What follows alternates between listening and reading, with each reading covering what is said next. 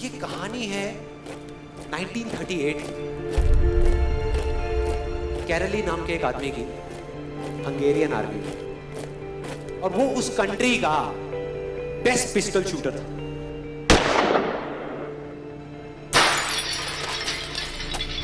जितनी भी national championships हुई थी उस कंट्री में, उसको वो जीत चुका था। और सबको ऑलमोस्ट कंफर्म था कि 1940s में जो ओलंपिक्स होने वाले हैं उसमें गोल्ड मेडल कैरली को ही मिलेगा। और उसने सालों से ट्रेनिंग करी थी। उसका एक ही सपना था, एक ही फोकस था कि मुझे अपने इस हाथ को दुनिया का बेस्ट शूटिंग हैंड बनाना है, बेस्ट बनाना है, बेस्ट बनाना है। और वो कामयाब हो गया, उसने बना लिया बेस्ट शूटिंग हैंड। सिर्फ 2 साल का फर्क था। 1938 में एक आर्मी का ट्रेनिंग कैंप चल रहा था। क्योंकि वो आर्मी में था तो एक एक्सीडेंट हो गया। उसके उसी हाथ में जिससे उसने गोल्ड मेडल जीतना था, उसमें एक हैंड ग्रेनेड फट गया और वो हाथ चला गया।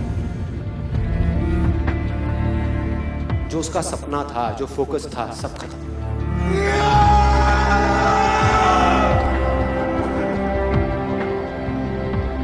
उसके पास 2 रास्ते थे। एक तो ये कि वो बाकी की पूरी जिंदगी रोता रहे और कहीं जा करके छुप जाए, या अपना जो गोल था जिस पे उसने फोकस किया हुआ था उसको पकड़ करके रखे। तो उसने फोकस किया उस पे नहीं जो चला गया था, जो उसके पास नहीं था। उसने फोकस किया उस पे जो उसके पास था।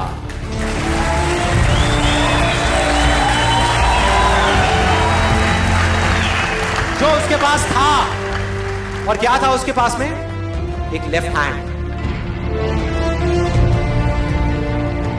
एक ऐसा हाथ जिससे वो लिख तक नहीं सकता था।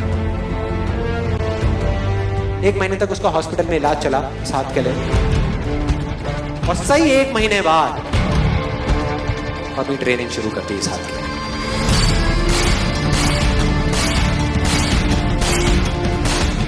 ट्रेनिंग के 1 साल बाद, मतलब कि 1939 में वो वापस आया।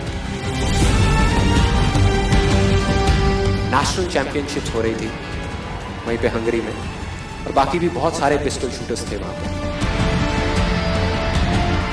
उन्होंने जा करके उसको कांग्रेचुलेट किया। कहा कि यार देखो, ये होता है जज्बा, ये होती है स्पोर्ट्समैन स्पिरिट, कि इतना सब कुछ होने के बाद भी तुम यहां पर आए हो हमको देखने के लिए और हमारा हौसला बढ़ाने के लिए। किसी को नहीं पता था कि वो 1 साल से अपनी ट्रेनिंग कर रहा था लेफ्ट हैंड की, और उसने जवाब दिया, मैं यहां पर तुम्हारा हौसला बढ़ाने नहीं आया, तुम्हारे साथ कॉम्पीट करने आया हूं, तुमसे लड़ने आया हूं, तैयार हो जाओ। और कंपटीशन हुआ। बाकी सब वहां पर जितने भी लोग थे वो कॉम्पीट कर रहे थे अपने बेस्ट हैंड से। ये कॉम्पीट कर रहा था अपने ओनली हैंड से, ओनली हैंड से। कौन जीता? The man with the only hand, Kairali जीत गया। लेकिन वो यहां नहीं रुका।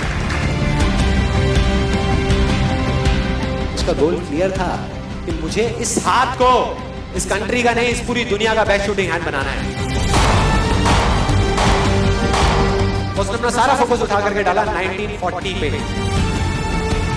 जब ओलंपिक्स होने वाले थे। लेकिन 1940s के ओलंपिक्स कैंसिल हो गए वर्ल्ड वॉर की वजह से।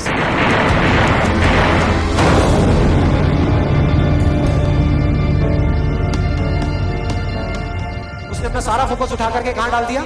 1944 में जो ओलंपिक्स होने वाले थे उसके ऊपर। 1944 में जो ओलंपिक्स होने वाले थे वो भी कैंसिल हो गए वर्ल्ड वॉर की वजह से। फिर से कैंसिल।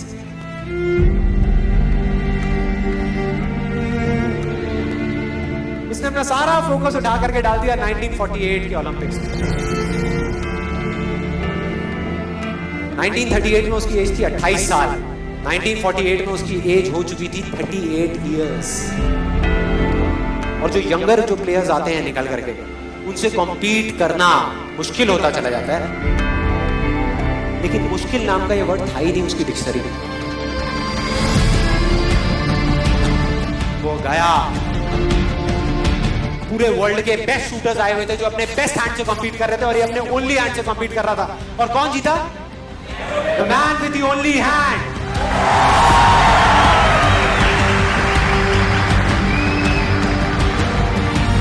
लेकिन वो तब भी नहीं रुका। 1952 ओलंपिक्स, दोबारा कॉम्पीट किया उसने, और इस बार गोल्ड मेडल कौन जीता? गैरल ली। 4 साल बाद दोबारा से, और पूरी की पूरी हिस्ट्री को बदल करके रख दिया ओलंपिक्स। इस पर्टिकुलर कंपटीशन में उससे पहले किसी भी एथलीट ने लगातार 2 गोल्ड मेडल्स नहीं जीते।